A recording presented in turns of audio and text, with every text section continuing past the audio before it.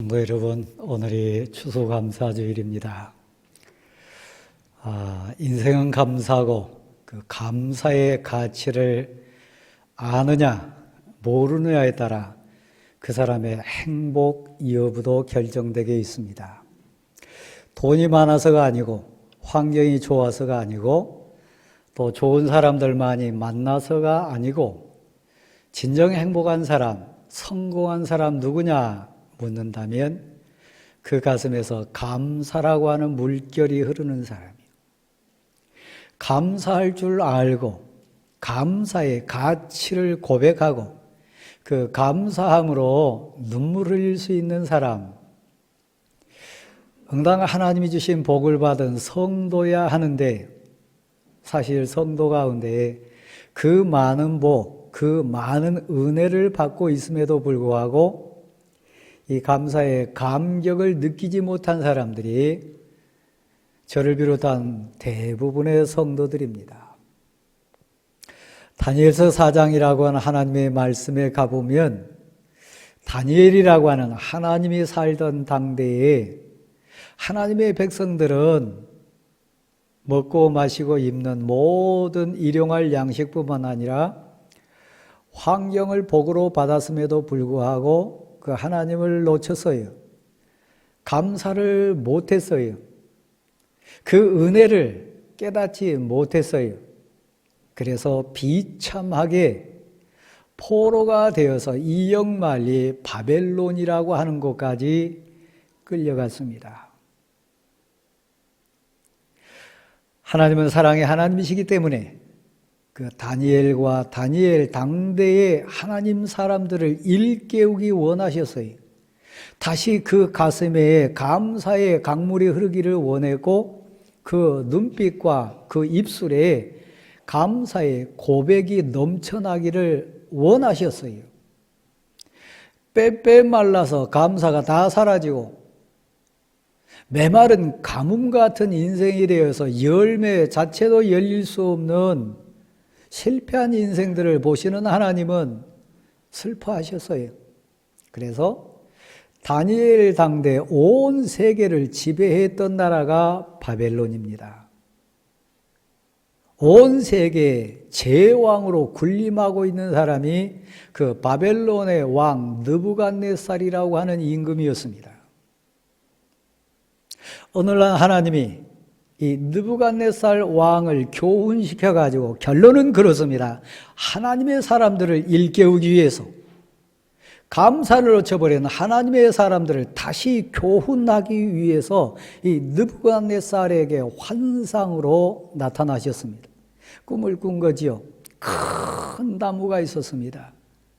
얼마나 크고 엄청나든지 그 끝이 하늘 끝에 닿은 것 같았다.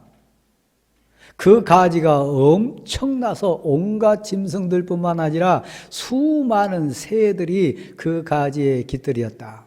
이파리도 너무 아름다웠고 달린 열매가 너무 풍성해서 입이 딱 벌어질 정도의 그런 나무였습니다. 하나님이 복이 무엇인지를, 은혜가 무엇인지를, 그리고 감사가 무엇인지를 교훈하기 위해서 일부러 환상으로 보여준 나무이니까 얼마나 대단했겠습니까? 개꿈이 아니었어요. 잊혀지지가 않았어요. 왜요? 하나님의 계획 속에 있었기 때문에. 생각나고 또 생각하면 두려움이 생기고 과연 이 꿈이 뭘까? 사라지지 않는 이 환상이 뭘까? 현실인 것 같기도 하고 꿈인 것 같기도 하면서 늘 가슴을 이렇게 흔드는 이 환상이 무슨 뜻일까? 그 당대 모든 술사들, 모든 점치는 자들, 모든 지혜자들을 다 불러가지고 물었으나 그 환상에 대해서 해석하는 자가 없었습니다. 근데 하나님의 사람 다니엘이 그때 등장합니다. 하나님의 준비하심이지요. 아브라함 모시렵니까? 대왕교회 성도 여러분, 느부갓네살은 다니엘을 압니다. 그 다니엘의 가치를 인정한 자였습니다. 다니엘이 누군지, 어떤 사람인지, 다니엘이 어떤 인생인지를 우리를 보는 우리 주위 사람들이 우리를 알듯이 알았습니다. 그렇다면 느부갓네살이 만난 다니엘과 느부갓네살이 아는 다니엘과 느부갓네살이 다니엘에게서 찾아낸 그 놀랍고 위대한 역사함의 능력과 교회 다니는 교회의 직분자된 신앙생활하는 여러분의 가족이나 여러분 자신을 보는 주위 사람들이 여러분을 아는 것과 어떤 차이가 있을까요? 한번 들어보실래요? 다니엘이 앞에 왔을 때 느부갓네살 왕은 세계의 제왕입니다. 역사적인 인물이기도 합니다. 다니엘아, 모든 사람들은 내 환상과 꿈을 알아맞히지 못했지만 오직 너는 할 수 있으리라. 왜냐하면 이는 너의 속에 거룩한 신들의 영이 있음을, 거룩한 신의 영이 너 마음속에 역사하고 있음을 내가 알기 때문이라. 이 사람이 성도입니다. 거룩한 신의 영이 역사하는 사람, 거룩한 신이 그를 주관하는 사람, 거룩하신 하나님이 쓰시는 사람, 그 사람이 목사고 성도고 오늘 예배드리는 우리여야 합니다. 그 사람은 감사하는 사람이요. 그런데 그 당대에 포로가 됐던 이스라엘 사람들, 그 당대의 기쁨을 놓쳐버리고 능력이 나타나지 않고 세상과 구별되지 않은 그저 그런 포로 될 수밖에 없고 하나님의 심판을 받을 수밖에 없는 이스라엘 사람들. 오늘 주제로 얘기한다면 하나님이 그 가슴에 역사하지 않는 사람이요. 그 하나님께 감사를 토해낼 수 없는 사람. 그래서 그 나무 환상에 대해서 다니엘이 역시 그 기대에 부응한 만큼 해석을 해냅니다. 왕이여 왕이여, 이 엄청나고 큰 나무는 다름이 아니라 왕을 상징하는 나무입니다. 끝이 하늘 끝에 닿은 것 같고 저 멀리서도 볼 수 있는 엄청난 이 큰 나무는 왕의 권세, 왕의 능력, 왕의 영향력을 얘기하는 겁니다. 그래 놀래가지고 느부갓네살이 다시 묻습니다. 그런데 한순찰자 한 거룩한 분이 나타나가지고 그 엄청나고 큰 나무를 다 찍어버리고 가지를 다 꺾어버리고 그 아름답던 이파리는 다 사라져버리고 새들은 다 떠나버리고 그냥 뿌리만 남고 그냥 허망하게 한순간에 없어져 버렸는데 그러면 그 뜻은 무엇이냐? 왕의 미래입니다. 가지가 잘려나가고 이파리가 다 떨어지고 새들이 다 떠난 것처럼 왕이 자랑하는 왕의 나라, 왕의 권능, 왕의 모든 영향력은 한순간에 사라질 겁니다. 왜냐하면 왕이 주인 아니기 때문입니다. 이것은 하나님이 누구에게 주시고 하나님이 어떤 사람을 귀하게 여기고 하나님이 어떤 선물을 허락하시고 하나님이 어떤 인생을 쓰시는지를 왕을 통해서 하나님의 사람들에게 교훈하기 위한 왕의 섭리니까, 하나님의 섭리니까 왕의 인생이 그렇게 될 겁니다. 그러므로 사랑하는 성도 여러분, 두렵지 않나요? 무섭지 않나요? 지금 여러분이 들고 있는, 여러분이 누리고 있는, 여러분이 소유하고 있는 건강도, 가족도, 환경도, 배경도, 여러분의 삶의 모든 것도 한순간에 사라질 수 있고 없어질 수 있고 다 떠날 수 있다고 하는 것을 느부갓네살 왕을 통해서 교훈하고 있는 겁니다. 그 당대 포로됐던 이스라엘 사람들을 교훈하신 것처럼요, 오늘 이 설교자인 강 목사 입술을 통해서 여러분 귀와 여러분 마음으로 받게 하신 이유는 그걸 교훈하기 위함이에요. 건강 자랑하지 마세요. 지식 자랑하지 마세요. 물질 의지하지 마세요. 사람 믿지 마세요. 환경 의지하지 마세요. 그 한순간이요, 제가 증인 아닙니까? 여러분도 지금 겪고 있지 않습니까? 그러면 보세요. 그러면 내가 어찌하면 되겠냐? 왕이여 공의를 행하소서. 왕이여 가난한 자를 긍휼히 여기소서. 왕이 주인 아니고 하늘의 하나님이 왕을 세우심도, 왕의 나라를 확장시킴도, 그 모든 것 주심도 하나님의 선물인 것을 고백하고 겸손하십시오. 그러면 왕의 그 권력이 혹이라도 은혜 받아서 장구할 수 있음을 어찌 알겠습니까? 그는 이방인이요, 그는 날마다 하나님께 엎드려 예배하는 자가 아니요, 그는 하나님의 말씀을 두려워하거나 하나님의 능력을 사모하며 사는 사람 아니요.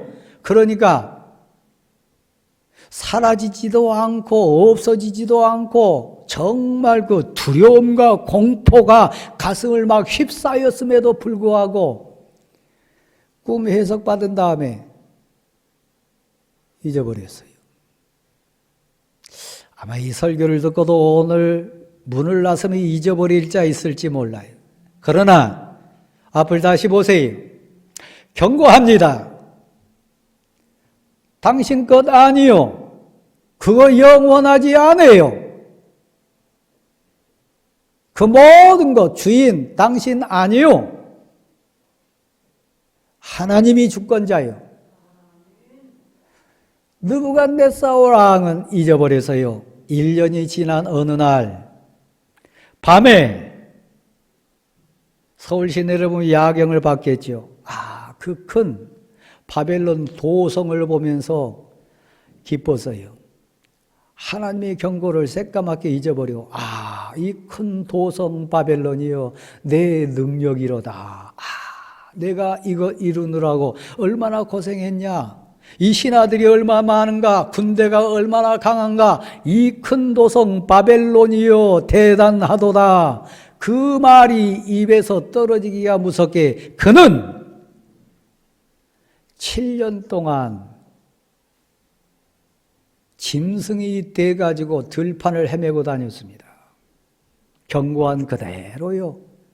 발톱은 새 발톱처럼 길었고요, 머리는 흥크러진 저 짐승들 깃털처럼 엉망이었고요, 찬 이슬 맞으면서 들판을 헤매며 다니는 인성은 다 없어지고 동물의 짐승의 야성만이 그를 주관하는 한 마리 짐승이 돼가지고 들판을 7년 동안 헤매고 다닙니다. 그 당대에 여러분 바벨로니아 세계사를 배워서요, 역사적인 나라입니다. 그 당대에 세계를 제패했던 나라 느부갓네살 왕인데도 한순간에 7년 동안 들판을 헤매고 다니는 인생이 됐어요. 누가 귀한 자를 귀하게 여기고 누가 이 귀한 것을 주시고 누가 주인인지를 당신뿐만 아니라 당신을 보는 하나님의 사람들이 교훈받기를 원하시는 하나님의 뜻이라고 경고했던 그대로 이루어졌습니다. 몇 년 동안요? 7년 동안요. 7년이 차기 전까지 그는 들판을 헤매면서 분노했을 거예요. 내 인생이 왜 이렇게 됐나? 왜 나를 이렇게 배신자가 힘들게 하나? 내 상황이 처지가 왜 이렇게 됐나? 아마 억울해서 많이 울었을 것이고 들판을 헤매며 다니면서 비참한 인생으로 분노하고 또 울고 분노하면서 7년 살았을 거예요. 그러다가 어느 순간 진정 다시 저를 한번 보세요. 성도 여러분, 하나님의 때가 됐어요. 이 모든 것이 하나님의 주권에 있었기 때문에 어느 순간 깨달아지기 시작해서요. 아, 그렇구나. 내가 주인 아니었구나. 내 힘으로 된 것 아니었구나. 사람이 모여든 것도, 이렇게 나라가 커지는 것도, 이런 체계가 된 것도 내 지혜나 내 능력이나 나의 잘남에서 온 것이 아니구나. 주인이 따로 계시구나. 하나님이시구나. 어느 순간 서서히 깨달아지기 시작했어요. 그래서 다시 발톱이 자라듯이, 다시 눈썹이 제 위치를 찾듯이 그 마음 속에 정신이 온전해지기 시작했어요. 상상해 보실래요? 권력에서 밀려난 왕이 7년간 짐승처럼 들판을 헤매던 인생이 회복된다고 하는 것, 다시 왕이 되고 세계를 제패하는 제국의 제왕이 된다고 하는 것, 여러분 상식적으로 논리적으로 설명할 수 있습니까? 그런데 됐어요. 하나님이 세우시니까 또 됐어요. 하나님이 교훈하고자 하는 뜻이 있으니까 다시 회복이 됐어요. 신비해요. 설명할 수 없어요. 신앙의 경지요, 믿음의 가치로만 되는 비밀이요. 그래서 그때야 온 마음, 온 뜻, 정성 다해가지고 하늘에 하나님을 향해 고백합니다. 전능하신 하나님, 귀하게 하시기도 하고 내리시기도 하고 흩으시기도 하고 다시 주시기도 하고 그 모든 복을 더하시기도 하신 하나님, 하나님이 진정 주인이십니다. 하나님은 만천하에 오직 한 분 신이십니다. 누가 이 고백을 터야 된다고요? 이방 사람이요. 저 세상 사람이요. 그의 입술에서 하나님을 찬양합니다. 하나님을 경배합니다. 여러분 다니엘서 4장 마지막 부분을 가서 한번 읽어보세요. 여러분의 찬송하고는 차원이 달라요. 여러분의 감사의 손길하고는 차원이 달라요.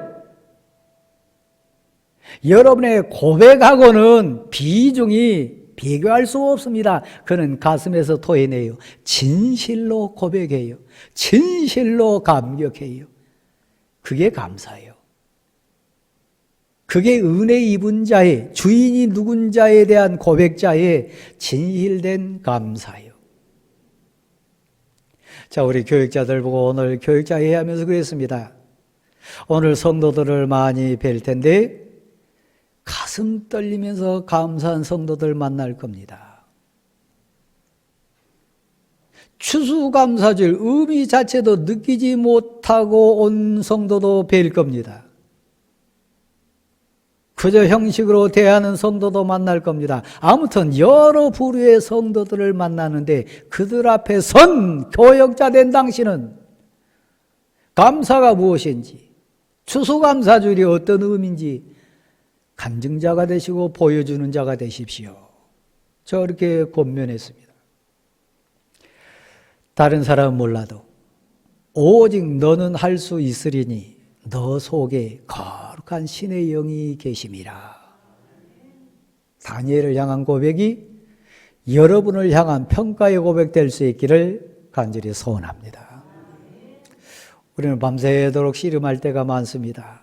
이리 뒤쳐가고 저리 뒤쳐가고 삿바는 잡지 않았지만 자신과 싸우기도 하고 어떤 사람을 상대해서 싸우기도 하고 상황을 또 떠올리고 떠올리면서 밤새도록 생명을 거는 씨름할 때가 있습니다. 오늘 본문에 등장하는 야곱이 그 사람이에요. 야곱은 그의 할아버지 아브라함이 100세에 낳은 아들 이삭, 그 이삭의 쌍둥이 둘째 아들입니다. 아버지 이름 뜻은 그냥 이리 가도 웃고 저리 가도 웃고, 다른 표현으로 하면 이것도 감사하고 저것도 감사하고, 감사해서 좋아서 은혜 때문에 늘 웃고 사는 인생이 이삭이었어요. 그 이삭이 자기 아버지요.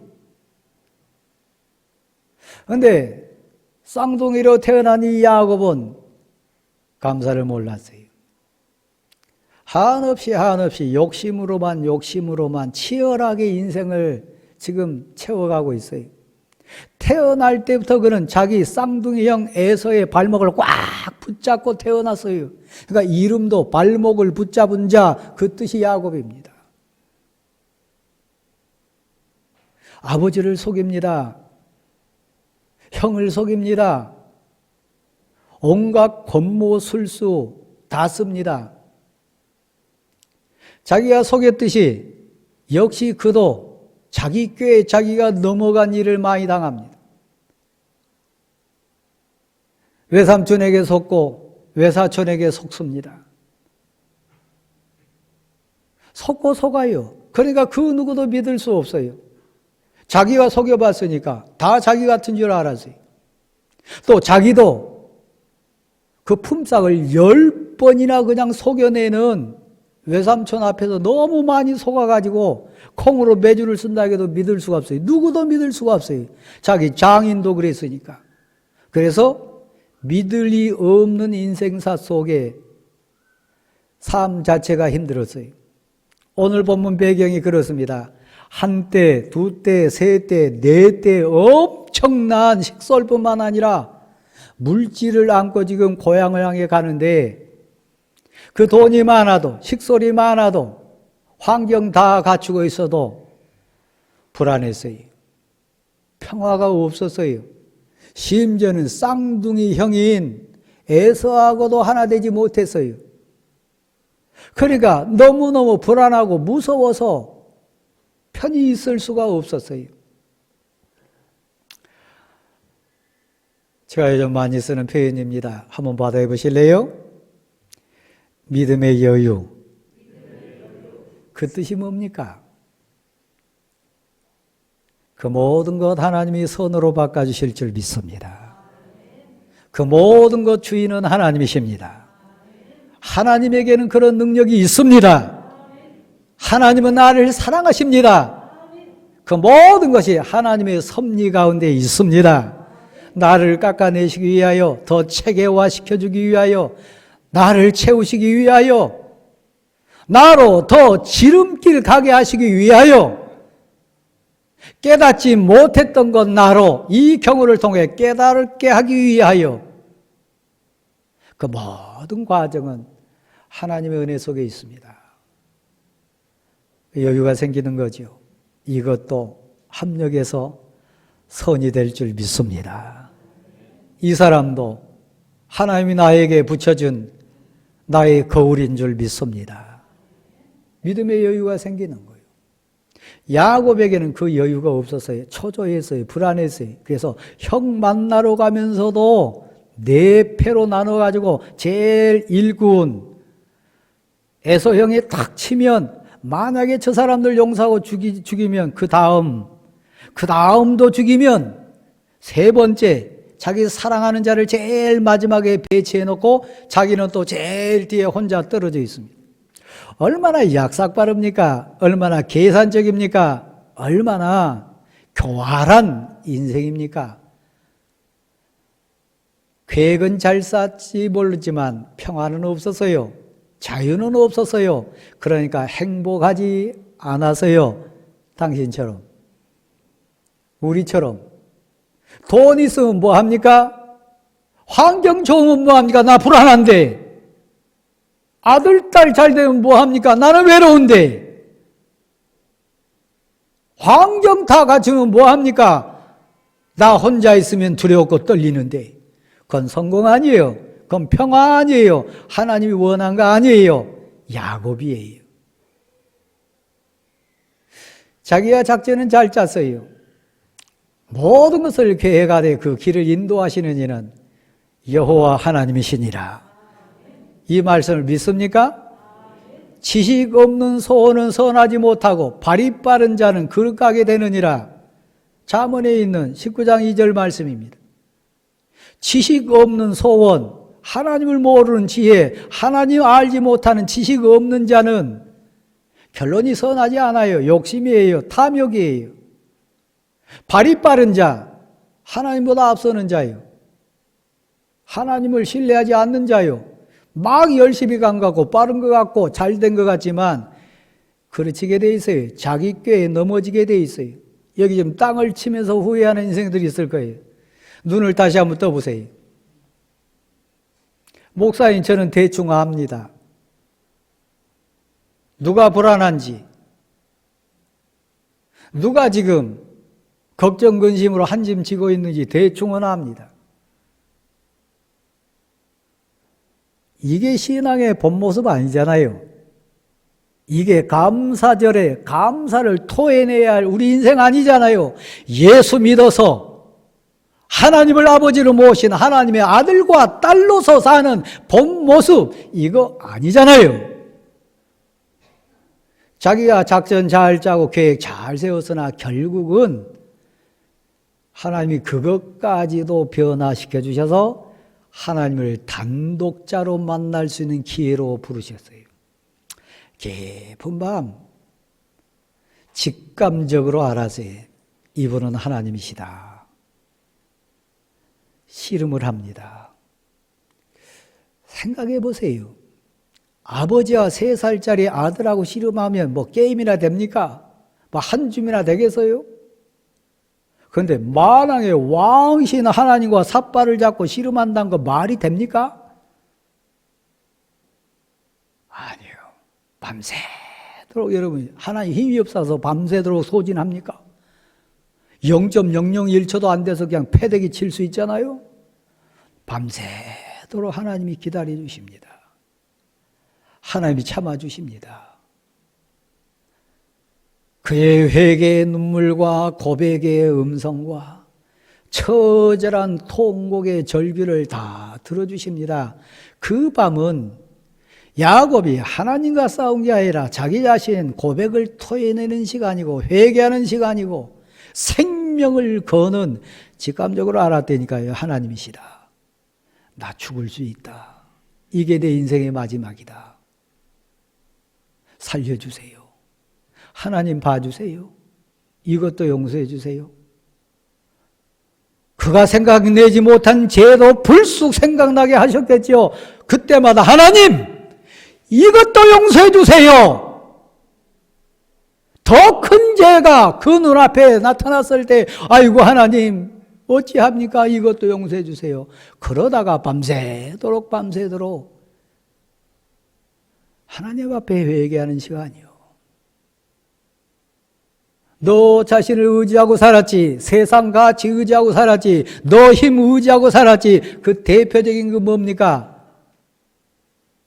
환도뼈라고 하는 허벅지 근육을 쳤습니다. 여러분, 허벅지 뼈가 부러져 가지고 바로 선 사람 봤습니까? 씨름할 수 있습니까? 제대로 걸을 수 있습니까? 아니요. 너 힘, 너가 의지했던 거, 너가 정말 믿었던 거 밤새도록 하나님 용서해 주세요. 그 씨름은 처절한 회개의 씨름이에요. 누가 감사할 수 있어요? 내 모습을 정확히 본 사람이 얼마나 내가 추한 인생인지, 간악한 인생인지, 교활한 인생인지, 얼마나 내 인간적인 계산하면서 판단하고 심판하고 가증스럽게 나를 치장하며 살았던지 그 밤 야곱은 하나하나 지금 들춰내고 있습니다. 오늘 밤이 여러분의 그런 밤 됐으면 좋겠어요. 사랑하는 성도 여러분, 야곱은 부자입니다. 식솔도 많습니다. 세상적인 방법 다 동원해가지고 사실 그때마다 하나님이 막 놀랍도록 얼룩이 딸룩이도 막 이렇게 있게 해주시고 다 채워주신 분이 하나님이셨습니다. 그런데요, 마지막에 그의 가슴에서 빠져나간 게 하나 있어요. 없는 게 있었어요. 받아야 주실랍니까? 가슴으로 한번 받아야 주세요. 하나님, 감사합니다. 내 것이라고 생각했어요. 내가 했다고 생각했어요. 내 능력이라고 생각했어요. 자기 머리에서 나온다고 생각했어요. 제가 몇 번 얘기 들은 것 같습니다만은 목을 타고 내려오는 실필줄과 같은 세포구조 하나만 살짝 밖에 내려오면 침 질질 흘립니다. 말하는 것도 생각하는 것도 걷는 것도 여러분 다 뒤엉치게 돼 있습니다.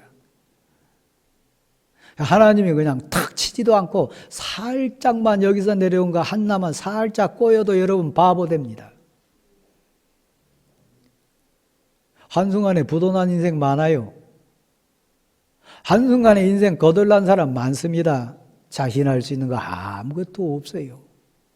근데 하나님이 봐주고 계세요. 지금까지 참아주세요. 야곱의 진정 감사가 뭔지 아십니까? 추하고 교활하고 더럽고 죄 많은 내가 거룩하신 하나님을 배웠도다. 죄인이 거룩하신 하나님을 배우면 그 자리에서 죽임당해야 돼. 회개하고 하나님 앞에 내 모습을 내놓고 벌써 자기는 더러운 인생이었어요. 죽을 수밖에 없는 죄 많은 내가 거룩하신 하나님을 대면했음이요. 구약 개념으로 보면 지금 그 상태에서 이 성전은 여러분 그 자리에 죽어야 된다니까요. 그렇게 다투고 싸우고 탐욕 부리고 지금 이 자리에 앉아있으면 그 자리에서 즉사해야 된다니까요. 그런 나임에도 불구하고 내가 하나님을 대면했음에도 불구하고 하나님이 날 살려주셨도다. 내가 살았음이요. 환도뼈가 부러져가지고 허벅지 근육이 어긋나가지고 걷지도 제대로 못하면서 날이 박습니다. 하나님이 그때까지 참아주신 거지요. 근데 하나님이 가실라 그래요. 왜 가실라 그랬을까요? 저의 해석이요. 설교자의 목사의 해석이요. 그때까지도 진짜 야곱이 토해내야 될 것 토해내지 않았던 것 같아요. 진짜 고백해야 될 것 그 순간까지도 고백 안 했던 것 같아요. 이제나 저제나 하나님이 기다려주신 거죠. 끝까지 기다리신 거예요. 그러니까 아무리 기다려도 그에게 진정 듣고 싶은 그가 토해내야 될 회개해야 될 가장 근본적인 것 내놓지 않으니까 너 소망 없는 인생이다. 나 가야 되겠다. 그러고 떠나려고 했을 거예요.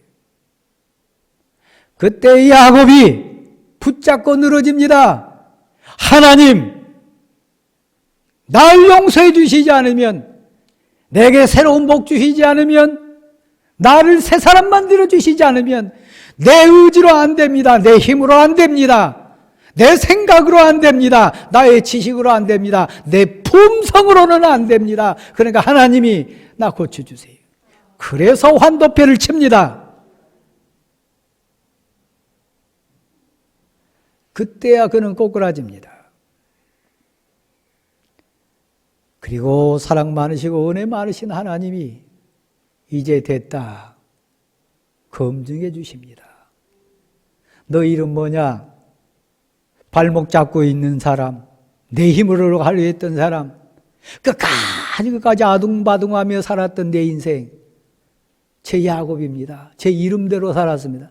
이제는 자, 받아주실래요? 너는 이스라엘이라. 그 뜻이 뭡니까?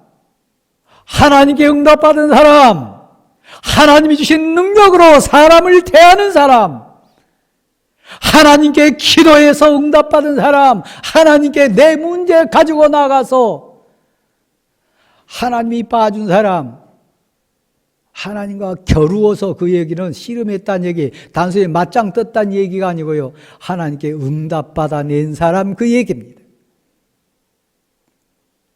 하나님께 구하면, 하나님께 강구하면 하나님께 회개하면 응답해 주시고 용서해 주시고 채워 주시고 기도 들어주시는 하나님의 은혜를 아는 사람, 너 이스라엘이라.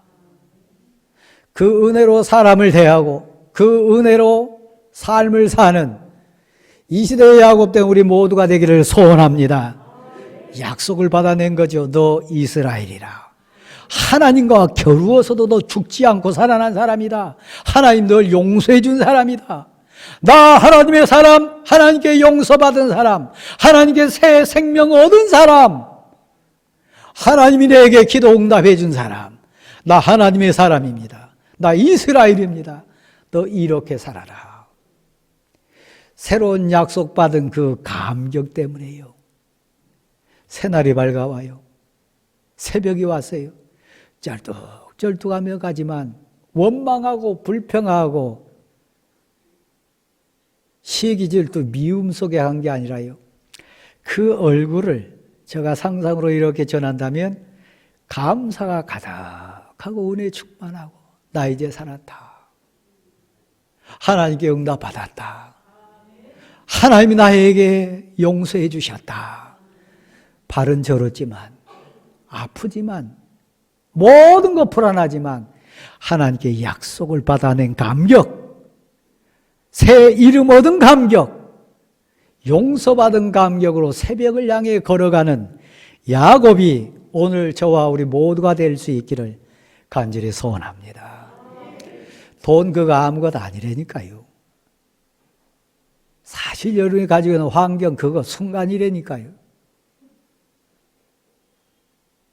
여러분이 지금 인식하지 못한 그 건강도 그거 믿을 거 못 된다니까요. 진정 믿으리 하나님 외에는 없어요. 하나님과 겨루어 이긴 사람, 하나님께 기도하여 응답받은 여러분 될 수 있기를 간절히 소원합니다. 고백으로 일어나십시오.